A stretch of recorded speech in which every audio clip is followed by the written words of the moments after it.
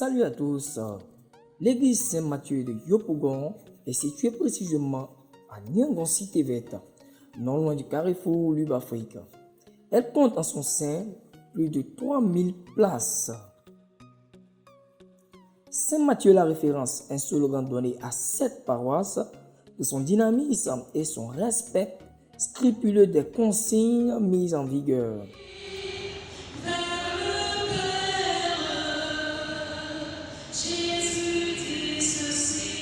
Aujourd'hui, dimanche 17 mai 2020, après 2 mois de privation de leur église, les paroissiens regagnent leur lieu de culte pour enfin communier avec le Christ. Oui, vraiment c'est un beau jour pour moi de pouvoir venir louer mon Seigneur, auquel on a beaucoup patienté pour qu'on soit sur la paroisse. En tout cas, je suis très heureux. Il faut dire que ça a été difficile, mais avec tous les enseignements et les messes qui passaient régulièrement à la télé, ça nous a permis de vivre encore notre foi. Et en ce temps de reprise, nous rendons grâce à Dieu pour ce moment de retrouver encore la famille et que cette foi continue de toujours être vivifiée. Bon, je peux dire que bien que on ne venait pas physiquement à l'église, on était toujours connecté à notre Dieu parce que Dieu est partout, hein. Voilà. À la maison même déjà, tenez, on priait, à la télé aussi. Mais il existe toujours des changements qui agissent sur le bon fonctionnement des reprises. Avec la nouvelle méthode mise en vigueur, Les moments de confinement ont été des moments de souffrance. Nous sommes restés chez nous, cloîtrés, ne pouvant pas participer à la messe. Il y avait quand même pour un chrétien un manque parce que la communion, c'est la source de vie du chrétien. Célébrer l'Eucharistie, de reprendre les activités. Nos évêques ont donné de la voix. Alors, nous avons essayé, autant que faire se peut, d'aménager aussi un programme propre, n'est-ce pas, à la paroisse pour satisfaire les uns les autres. par les prêtres et les collaborateurs. Et c'est ce que je leur ai dit à la messe tout à l'heure. Je dis, n'est-ce pas, aux chrétiens qui étaient à la messe, eux qui ont eu le privilège de venir à la messe de ce dimanche, il ne faudrait pas qu'ils soient trop gourmands en venant encore le dimanche prochain. Il faut qu'ils permettent à ceux qui n'ont pas pu être de venir. Et ainsi, en alternant, nous pouvons peut-être que satisfaire le grand nombre. Je profite de l'occasion pour dire que par rapport à la messe de jeudi, voilà, les tickets sont disponibles. Le mardi, ils peuvent venir retirer les tickets. Et les messes se feront. Il y aura une messe à 6h30, une messe à 8h, une messe à 9h30, une messe à 11h à l'église. Et à la grotte, il y aura une messe à 7h, une messe à 8h30, une messe à 10h et une messe à 11h30. Voilà. Les prêtres se font fort de célébrer ces messes-là, ne serait-ce que pour rendre service aux paroissiens.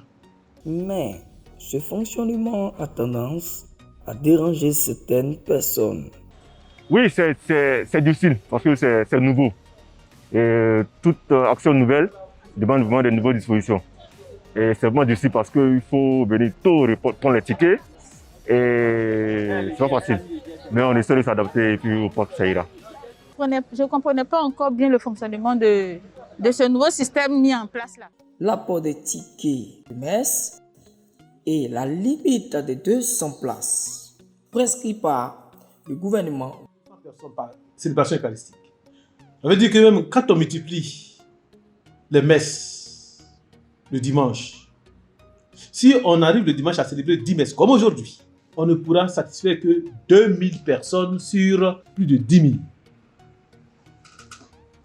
Il y aura toujours des frustrés. Vous voyez? Alors, qu'est-ce que nous devons faire? Nous avons essayé de réfléchir. Nous avons essayé de prier avant de prendre cette décision ici également. Alors que nos paroissiens nous comprennent, nous avons voulu mettre aussi de l'ordre. Après plusieurs heures, les cultes se passent bien, dans l'ordre et la discipline. On espère que le coronavirus finira vite pour une très bonne stabilité religieuse. Je pense que c'est de relayer encore toujours le même mot, le même message qui est véhiculé. C'est de nous rendre, comme le commandant de le culte, tout en respectant les mesures barrières. C'est à cela que nous puissions vaincre quand même cette maladie. Il faut que nous puissions nous laver régulièrement les mains, appliquer la distanciation en vigueur. Et je pense qu'au vu de cela, nous pourrons être épargnés de cette maladie. Et nous mettons notre foi en Dieu et nous pensons que nous pourrons être délivrés de tout cela. Il a dit d'être fort, d'être très fort dans l'esprit, qui ne se décourage pas. Et c'est vrai, c'est arrivé, c'est arrivé. Il faut qu'on s'habitue à la pandémie qui fera mes épées pour que tout finisse un jour, pour qu'on puisse être à l'aise sur la paroisse. Qu'ils viennent à l'église, qu'ils viennent. C'est 200 personnes, ils ont dit, on va respecter les 200 personnes, mais 200 personnes là, la messe se fait toutes les 30 minutes, je pense. Je voudrais dire aussi à ceux qui sont repartis à la maison mécontents, de mettre un peu d'eau sur leur cœur, qui s'apaise. Nous vous comprenons parce que vous n'avez pas été tous informés. Voilà. Nous sommes partis sur les réseaux sociaux pour informer. Mais ce n'est pas tout le monde qui se retrouve sur les réseaux sociaux.